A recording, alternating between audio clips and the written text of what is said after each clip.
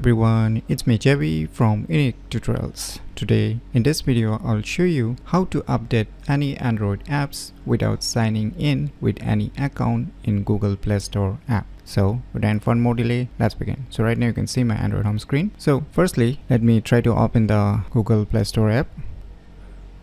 So now you can see here it's asking to sign in order to use or open the Google Playstore app, right? So here I'm not gonna use any account, or I'm not gonna sign in also. So for this, what you need to do is just tap and hold on this Google Playstore app icon.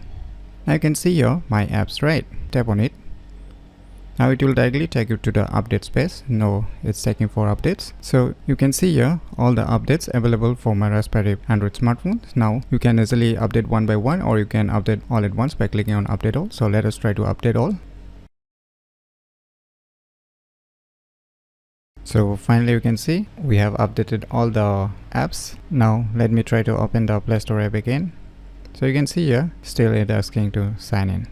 So by using these tricks, you can easily update any Android apps without signing in with any account in Google Play Store app very easily. So if you never known about these cool tricks, then you should definitely give it a try. So if you find this video tutorial useful, please click on the thumbs like button, and if you're new to our channel, click on the subscribe button, and lastly, thanks for watching.